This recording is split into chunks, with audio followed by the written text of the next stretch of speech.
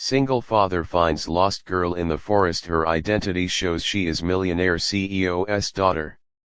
The rain started soft, like the woods were just sighing. Then it began to speak louder, hissing through the trees until it roared in sheets, soaking everything in sight. Thomas Reed didn't he mind. Rain was honest. Predictable. It came, it passed, and it always told you when it was near. People, on the other hand, people lied. He adjusted the bundle of firewood under his arm, tugged the hood of his faded jacket tighter around his head, and kept moving down the winding trail toward the cabin. Mud clung to his boots with every step. He could barely see through the curtain of water, but he didn't need to. He knew this stretch of forest like he knew the back of his hand. After 10 years as a wilderness guide, then 2 years trying to outrun the grief that had nearly crushed him, this land had become both his compass and his refuge. Back home, his son Caleb would be watching the fire, probably curled up in the old quilt Thomas's mother had made before she passed. The boy knew better than to wander out in a storm. Especially not after what happened last year, when they first moved here, when Thomas found Caleb knee-deep in the creek trying to rescue a shivering fox pup. That had been a long, cold night. But Caleb had the same heart as his mother. The kind that reached out to the broken and the lost. That was when Thomas heard it, faint at first, beneath the rain and wind. A whimper. Not an animal. Not the cry of a bird or wounded deer. A voice. Human. Fragile. He stopped dead in his tracks, turned his ear toward the sound. There it was again, closer now. High-pitched. Desperate. Dropping the firewood, he moved quickly off the trail and into the dense underbrush, ducking low-hanging branches, squinting through the veil of falling water. Then, through a tangle of ferns and moss, he saw her. A little girl. Soaking wet. Shivering. Her hair clung to her face in wet curls. Her hands were scraped and trembling, and her dress, if that's what it had once been, was torn and caked in dirt. She was no older than 8, maybe 9. She looked up as he approached, wide eyes locking onto his face, and then just as quickly she tried to scramble backward, slipping in the mud. "Whoa, whoa, it's okay," Thomas said gently, raising both hands. "I'm not gonna hurt you, all right, just stay still." The girl didn't speak. Just stared at him like she was seeing a ghost. She was barefoot. Her knees were scraped. She looked like she hadn't eaten in days. "My name's Thomas," he said, crouching a few feet away so he wouldn't frighten her. "You're not safe out here. It's stormin' bad. You cold?" Still, no answer. Just the way she looked at him, part terror, part relief. Then her lips parted. "Are you a bad man?" Thomas blinked. "No, sweetheart. I ain't no bad man. Just a father. My boy's back at our cabin. You're gonna get sick if we leave you out here." She hesitated, her small hands clutched at her chest, like she wasn't sure she could trust even her own voice. Then, in a whisper so faint he almost missed it, she said, "I don't know where my mommy is." Thomas swallowed the knot in his throat. "What's your name?" She paused. "Eliza." "Okay, Eliza. Let's get you inside. Then we'll figure out what happened, all right." She didn't move. But when Thomas stepped forward and extended his hand, she finally reached out and took it, cold, shaking fingers slipping into his warm palm.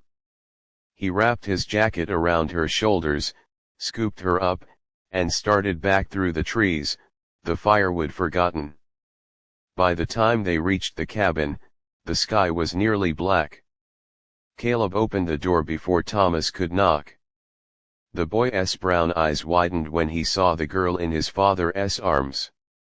"Who's that?" Caleb asked, voice small. "Her name's Eliza," Thomas said, stepping inside. "She was out in the woods, alone." "Is she okay?" "She will be." They settled Eliza near the fireplace. Caleb brought her a towel. Thomas made her a bowl of warm broth, and for the first time since he found her, she ate. Slowly. Cautiously. Like someone who learned not to trust food that came from strangers. Later that night, after Caleb was asleep, Thomas sat across from Eliza at the table. She was wearing one of Caleb's sweatshirts, much too big for her, and her damp hair was wrapped in a towel. She looked cleaner now. Still small. Still lost. "You want to tell me what happened?" he asked gently. She looked at her hands. "We were in a car. My mommy, she was driving fast. I think someone was following us. Then we crashed." Thomas's stomach tightened. "Where?" She shook her head. "I don't know. Everything went dark. When I woke up, she was gone. And the car was, upside down. I ran. I got scared." "Do you remember your last name, Eliza?" A long pause. Then, almost inaudibly, "Carrington." That name hit Thomas like a freight train. He'd heard it before. Not from here. From the world outside the woods. "Carrington, like Carrington Tech?" he asked. She nodded, eyes filling with tears. "My mommy is the boss." Thomas leaned back slowly. "Carrington Tech. The same company that dominated headlines, built half the satellites orbiting Earth, and had enough influence in Washington to make the president sweat." He'd seen clips of its CEO Alexis Carrington. A woman who ran multi-billion-dollar contracts and sat across from kings and presidents like it was nothing. But he'd never heard she had a daughter. "You're her daughter?" he asked, trying to keep his voice calm. Eliza nodded again, curling her arms around herself. "Are the bad people still looking for us?" Thomas's heart sank. "I don't know, honey. But you're safe here. I promise." That night, he couldn't sleep. He sat by the window, watching the rain taper off into mist, mind racing. If what Eliza said was true, then somewhere out there, the most powerful woman in Silicon Valley was either missing, or worse. And if someone had chased them into the woods, that meant Eliza wasn't just lost. She was hiding. The next morning, Thomas tried the landline, one of the few luxuries the cabin had, powered by a solar battery he'd rigged himself. But it was dead. The storm must be knocked the tower offline again. Cell service was spotty this deep in the woods, and even if it wasn't, Thomas had given up his phone over a year ago. On purpose. When the custody battle for Caleb nearly ruined him, he'd unplugged from everything. But now, with this child sleeping in his son's bed, he had no choice but to step back into the world. He drove into town the next day, leaving Caleb and Eliza in the care of his old neighbor, Ruthie, an old woman with more cats than chairs, but a heart big enough to keep two kids safe for a few hours. Thomas used the internet at the library. The headlines were everywhere. Breaking: Alexis Carrington missing after mysterious car accident near Columbia River Gorge. Authorities searching for tech mogul and unconfirmed passenger. Foul play suspected in Carrington disappearance. Unconfirmed passenger. They didn't even know Eliza existed. Thomas leaned back in the chair, his heart pounding. That little girl in his cabin wasn't just missing, she was invisible. And someone wanted it to stay that way. He glanced over his shoulder, then typed faster. He searched emergency contacts, lawyers, company officials, anything that would link directly to Alexis Carrington's world. But every path was a labyrinth of legal gates, PR spokespeople, or automated systems. And in the middle of all of it sat one very real fact: someone had tried to disappear Eliza. And they were doing a damn good job of it. Thomas stood abruptly and left the library, his jaw clenched. Whoever was behind this, they had power, money, connections. But they didn't have her. Not anymore. She was with him now. And no one was going to take her. Not while he was breathing. Thomas drove back from town with his jaw tight and hands gripping the steering wheel like it might fly off if he loosened his fingers. The trees passed in a blur, the gravel road bouncing under his tires as the early morning mist hung low over the hills. He'd seen a lot in his life: combat, betrayal, heartbreak, but nothing chilled him quite like the weight of that little girl's eyes when she asked if the bad people were still after her. Eliza Carrington. The name alone was dangerous. He pulled up to the cabin just as Ruthie was letting her cats outside to sun themselves. She waved at him as he got out, but the worry in her eyes said everything. "She's not eating much," Ruthie said softly, stepping up to meet him. "Barely spoke to me. But Caleb's been keeping her company. He's a sweet boy, Thomas." "Thanks, Ruthie," he replied, patting her shoulder. "I owe you." "You owe me nothing, just keep those kids safe." Inside, he found Caleb and Eliza sitting on the floor near the fireplace. Caleb was building something with a handful of sticks and string, his idea of a bear trap, no doubt. Eliza sat beside him, still wrapped in that oversized hoodie, legs crossed and eyes distant, like her mind was far away.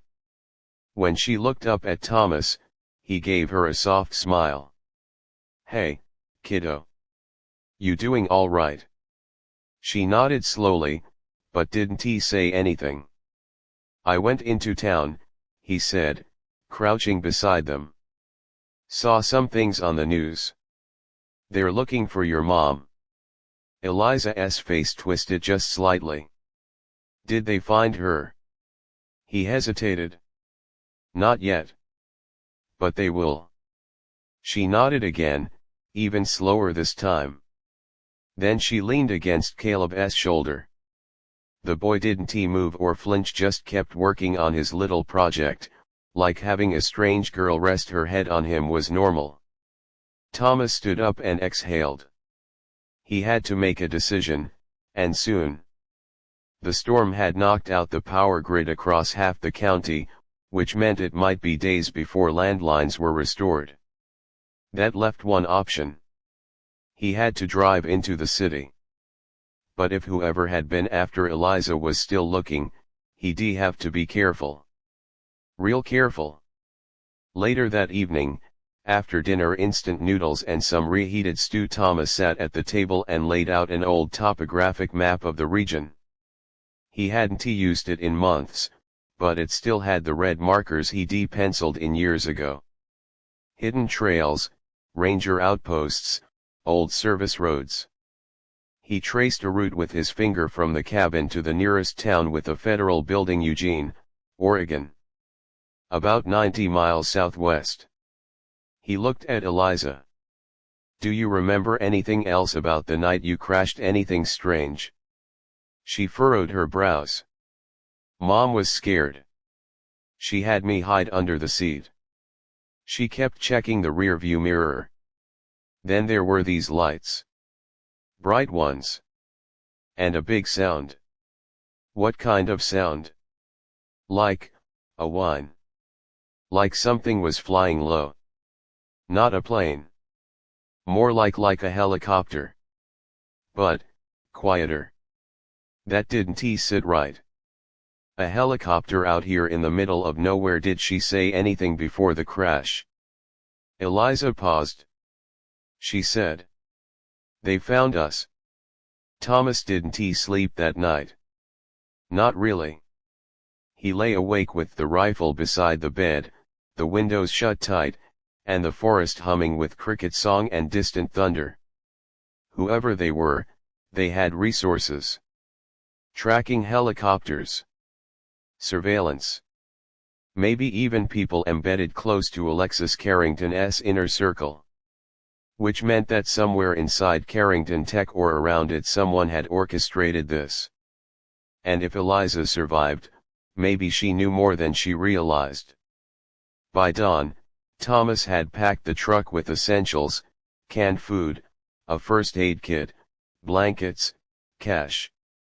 He loaded his old Glock 17 under the driver's seat and a .22 rifle in the truck bed. Nothing fancy, but enough. He made Caleb and Eliza a simple breakfast: eggs, toast, and apple slices, and sat them both down. I need to take Eliza into the city, he said, voice calm but firm. She needs help. I can't give her out here. Caleb frowned. I can help.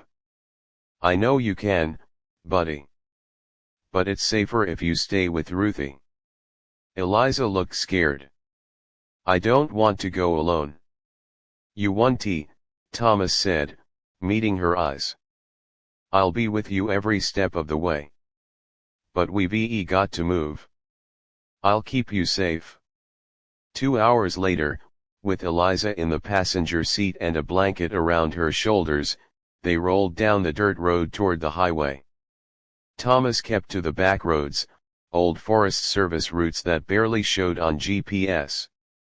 He watched the mirrors constantly, scanned the treetops for movement, and kept one ear tuned to the faint hum of engines. It wasn't until they passed through a tiny fuel stop near Deadwood that he noticed it. A black SUV. Sitting at the far end of the station. Tinted windows. Engine running. It didn't follow him immediately. Just sat there. Watching. He didn't point it out to Eliza. Just filled the tank and drove off calmly. But 20 minutes down the road, it reappeared in the mirror. Not close. But steady. Thomas cursed under his breath. They weren't safe. He pulled off Route 36 and took an old timber road that zigzagged through the Cascade foothills. Dust billowed behind him. Eliza clutched her seat belt, eyes wide. They're following us, aren't they? She asked. I don't know who they are, he said. But they're not catching us. The SUV appeared again, closer this time. Thomas slammed the gas. The truck roared forward, bouncing hard over potholes and roots. He took a sharp right, tires skidding in the dirt, then another, plunging into a narrower path carved by old logging equipment. Trees closed in around them, branches scraping the sides. Behind them, the SUV struggled to follow. Too big. Too wide. Eventually, it stopped. Thomas didn't. He didn't stop driving until they reached an old ranger station nestled against a ridge, overgrown but intact. It had once served as a fire watch post, now long abandoned. He parked the truck beneath the tree cover and turned to Eliza. We'll stay here tonight. Then head to Eugene in the morning. I've got a contact there. Ex-military. Works with Homeland now. We can trust him. Eliza looked up at him. What if my mom is already gone? Thomas crouched beside her, his hand resting lightly on her shoulder. Then we find out the truth. We don't stop until we do. That night, as they sat inside the old cabin with a small fire burning in the iron stove, Thomas noticed Eliza clutching something tightly in her hand. A pendant. Silver. With a blue gemstone in the center. What's that? He asked. She opened her hand and held it out. Mom told me never to lose it. She said if anything happened, I should show it to someone named Marcus Blake. Thomas stiffened. Marcus Blake. That name meant something.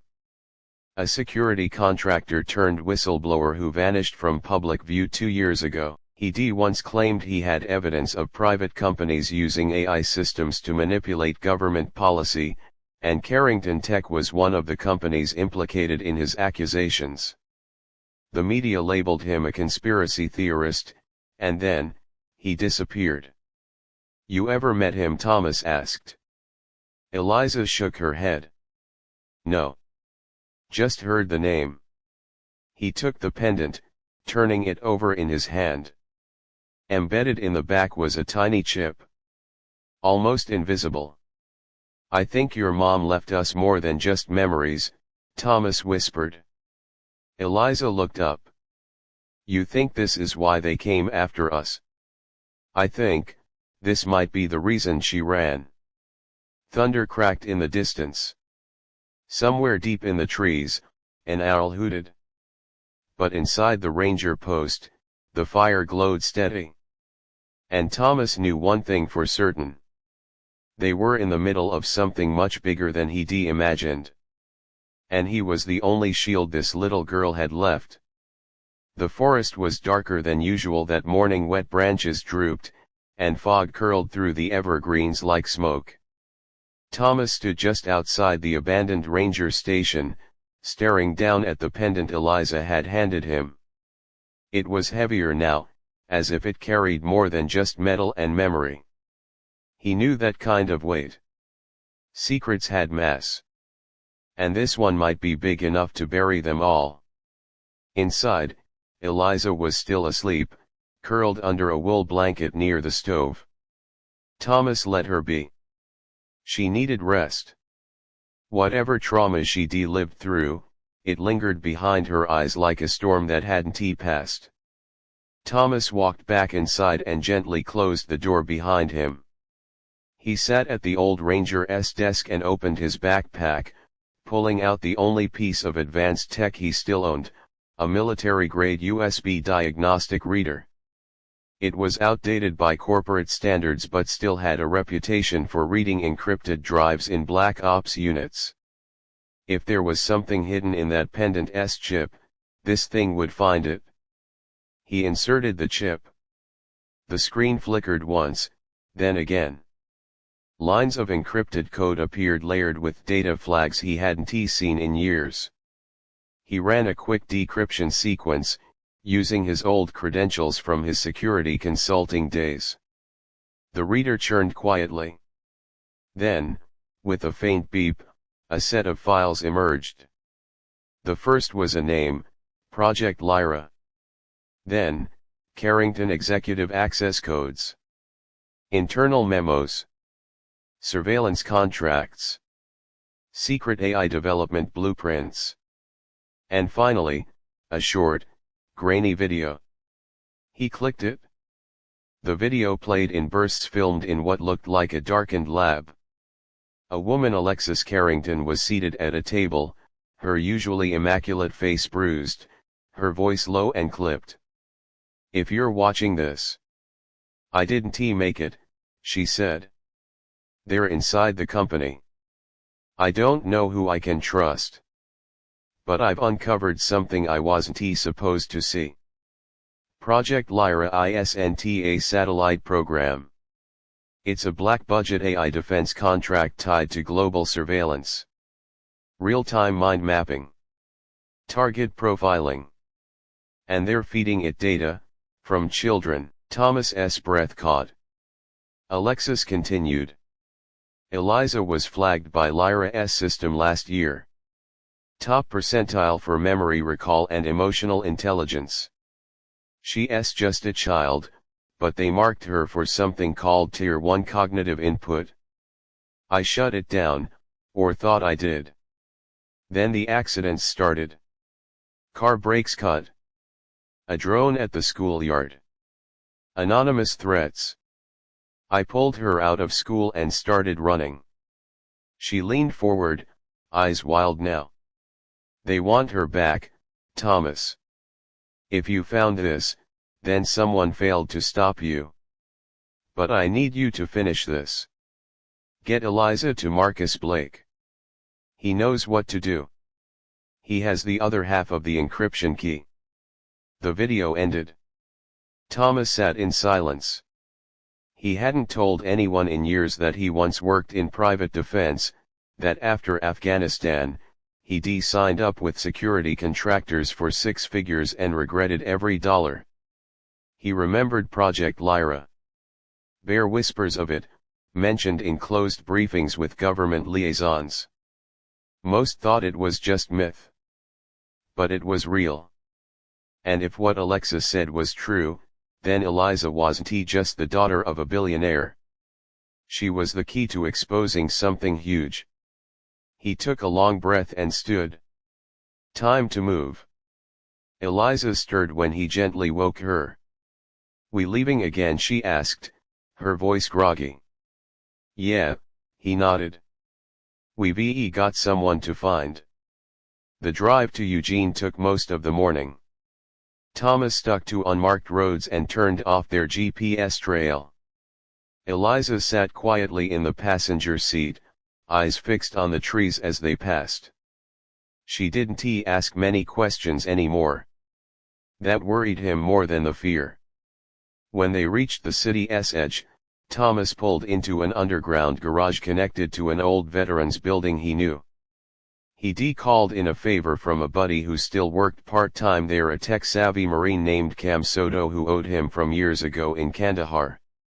Cam met them at the basement level, leaning against a concrete pillar with a coffee in one hand and a nervous grin on his face. Tom Reed. I thought you were off the grid forever, man. Guess the world came knocking. Cam looked down at Eliza and raised an eyebrow. And who's the kid? Eliza Carrington. Cam nearly dropped his coffee. As in? Yeah. We need a trace. Quiet. On Marcus Blake. Cam led them into a storage room converted into a low-profile operations center. Nothing fancy, just a few powerful laptops, some radio equipment, and walls lined with whiteboards full of scribbled notes. As soon as Eliza was settled with a hot chocolate in the corner, Cam got to work. He bypassed the basic directories and went deep: government filings, medical records, erased aliases. After an hour of digging, he found something. Marcus Blake's off the grid officially, Cam said. No phone. No address. But I got a hit on someone matching his description picking up food weekly at a church shelter in North Portland. Thomas leaned over his shoulder. That him? Cam zoomed in on the image, a tall man with gray in his beard, hood pulled low, sunglasses on, but unmistakably the same Marcus from old press briefings. That's him, Thomas said. We go tonight. By the time dusk rolled in, the city was crawling with traffic. Thomas kept a low profile as they drove north, eyes flicking to every alley and intersection. He had the pendant tucked in his coat pocket, the files downloaded to a flash drive strapped to his ankle.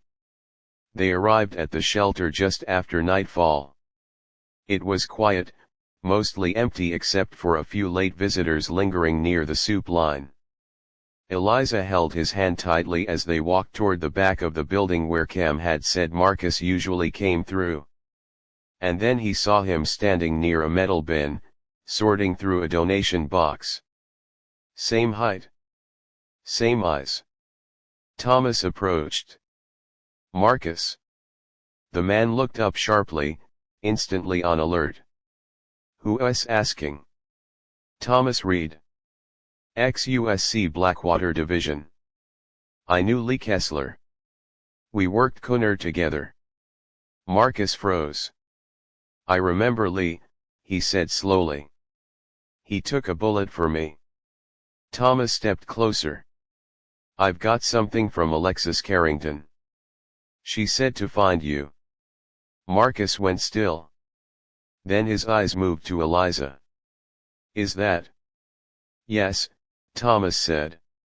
Her daughter. They tried to kill them both. Marcus nodded once, and without another word, led them into the back of the building through a side door and into a hidden corridor behind the pantry. They followed him into what looked like a storage closet, but when he flipped open the wall panel, a second room revealed itself, lit by LED lamps and filled with surveillance equipment, maps, and binders full of documents. I've been waiting for this day, Marcus said. Did she give you the pendant? Thomas handed it over. Marcus inserted it into a modified terminal, and immediately a secure prompt opened. He entered a long string of codes. Then the screen flashed green. Decryption complete, it read. As the files decrypted fully, Marcus turned toward Thomas and Eliza. This is everything, he said. Proof that Carrington Tech partnered with private intelligence firms to build predictive behavioral systems on children, using their data to model future political behavior. Loyalty indexes. Predictive descent scores. All for sale to the highest bidder. Eliza spoke for the first time in hours. They were going to take me away. Marcus knelt in front of her. Your mom protected you. And now, we're going to protect her legacy. A sudden bang echoed from outside. Heavy. Sharp. Gunfire. Marcus's eyes widened. They found us. Thomas grabbed Eliza and yanked her behind a metal cabinet. They must VE tracked us after the garage, he growled. There's a tunnel out, Marcus shouted over the next burst of gunfire. Follow me. They dashed through a second hidden panel that led into a concrete tunnel, dark, damp, but stable. As they sprinted through the echoing corridor, gunshots faded behind them, replaced by shouting voices and crashing equipment. When they finally emerged 3 blocks away, into an alley filled with trash bins and the smell of smoke, Marcus turned to Thomas. There's a secure drop north of the Columbia River. We can broadcast everything. But once we send it, there's no going back. They'll come for us. All of us. Thomas looked down at Eliza. Then back at Marcus. Then we make damn sure the whole world is watching when they do. The wind off the Columbia River cut sharp as they made their way through the industrial outskirts of North Portland. The city shimmered in the distance, glittering with the blind indifference of towers and glass. But down here in the shadows of shipping containers and silent cranes the world felt raw. Real. Thomas kept Eliza close, his hand gripping hers tightly as they followed Marcus down a narrow service road. Every sound made him twitch: the low hum of street lamps, the distant bark of a dog, the flutter of pigeons overhead. Somewhere behind them, men were regrouping. Armed. Determined. He didn't know how many. But he knew they wouldn't stop. Marcus led them toward an old dry dock warehouse tucked beneath a rusted overpass. From the outside, it looked abandoned: graffiti on the corrugated metal, windows boarded over, but inside was something else entirely. A private satellite uplink. The room buzzed with quiet energy, lit by blue LED strips along the floor. A row of terminals lined one wall. Antennas and routers blinked in the corners. A backup generator hummed steadily in a cage near the back. This is it, Marcus said, moving quickly toward the central rig. Once I upload the files, they'll be mirrored to 3 different leak sites, plus an off-grid server monitored by international media. We want to be able to stop it? Thomas nodded. That's the point. Eliza stood beside them, small but steady. She hadn't spoken much since the tunnel. Her eyes had gone inward again, haunted. But she held that silence with the same steel her mother must ve once had. Marcus plugged in the flash drive. Encryption key is already paired from the pendant. All I need is your go-ahead. Thomas hesitated only a second. Do it? Marcus hit enter. The system lit up like a Christmas tree, bars racing across the screens, file names decrypting and scattering across servers. Video. Emails. Contracts. Algorithms. Names. Dates. Everything Alexis Carrington had risked her life to hide was now set free. Transfer complete, Marcus said quietly. Silence fell. Then Eliza whispered, "What happens now?" Thomas crouched beside her. "Now the truth is out. People will see what your mom saw. And maybe, the people who did this will finally face justice." But even as he spoke, he heard the engines. Multiple vehicles. Tires screeching. Boots hitting pavement. "They're here," Marcus muttered, drawing a pistol from beneath the terminal. Thomas grabbed the rifle slung behind the cabinet and looked at Eliza. "There's a panic room through that back door. Steel walls. Food, water, air filter. You go in, and you don't come out unless I come get you. Understand?" Eliza's lip trembled. "What about you?" "I'll be fine," he said, brushing her cheek. "I made a promise to your mom. I'm keeping it." She threw her arms around him, holding tight. He didn't let go until the door slammed behind her and the locks clicked into place. Seconds later, the warehouse doors burst open. Black figures stormed in tactical gear, suppressed weapons, no insignias. Private. Trained. Mercenaries. Thomas and Marcus returned fire instantly, ducking behind steel drums and concrete pillars. The air filled with the bark of gunshots, sparks flying as bullets ricocheted off metal. Thomas took one down with a clean shot to the shoulder, another with a burst that dropped the man behind a stack of crates. But there were too many. Marcus caught a round to the leg and fell hard, blood pooling beneath him. "Finish it!" he shouted, dragging himself behind cover. Thomas sprinted toward the central console, yanked out the last drive, and shoved it into his pocket. Then he grabbed a flare gun from the wall, a last resort signal. He fired it through the roof vent. A streak of red lit the sky.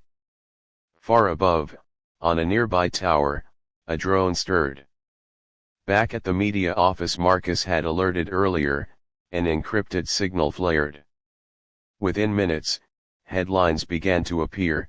Breaking, whistleblower reveals government-backed AI targeting children. Carrington Tech implicated in global surveillance program. Missing CEO's daughter possibly located, Oregon authorities swarm site. And just like that, the shadow grew teeth. Thomas held the last attackers off until the sirens arrived. Police. News vans. Federal agents. Everything shifted in an instant. The gunman melted away into the shadows, and Thomas, covered in soot and blood, stepped outside with his hands up. "She's inside," he told them. "She's safe." The agents rushed past him. Eliza emerged minutes later, shielded by a tall woman in an FBI jacket. Her eyes scanned the crowd until they landed on him. She ran. Thomas dropped to one knee, arms open. And when she collided with him, everything else disappeared. The hospital room was quiet, save for the soft beeping of monitors. Morning sunlight poured through the windows, painting long golden stripes across the floor. Eliza sat beside the bed, her small hand wrapped around Thomas's larger one, refusing to let go. He looked tired, bandaged across the ribs, bruised, worn down but alive. You stayed with me, she said softly. Thomas opened one eye and gave a tired smile. Told you I would. The door opened, and Agent Ramirez stepped inside, a folder tucked beneath her arm. She was the lead on the federal task force now unraveling the conspiracy exposed by the files. Dozens of arrests had already been made: Carrington Tech board members, black ops contractors, private security firms. The story had gone global. Eliza, she said gently, we found her. Eliza froze. Your mother? Alexis Carrington. She survived the crash. She's in a secure hospital in D.C. She's asking for you. Tears welled in the girl's eyes, but she smiled through them. She's alive. Ramirez nodded. Thanks to both of you. Eliza looked at Thomas. I don't want to leave without him. Ramirez smiled. He's coming too. The director signed off on full federal protection. And, if he's willing, we'd like to offer him a job. Thomas chuckled faintly. I just got shot saving the world. Now you want me in a suit? Ramirez grinned. Not a suit. Just a badge. Later that week, on the tarmac outside a quiet airstrip, Eliza stood at the bottom of the plane's steps, her mother waiting at the top. With a final glance, she turned back and hugged Thomas tight. I'm not scared anymore, she whispered. He held her close. You don't have to be. As she disappeared into the plane, Thomas watched the engines roar to life. He'd only meant to save a lost child in the woods. But somehow, he'd found something he didn't expect: family, purpose, and redemption. And this time, he wasn't letting go.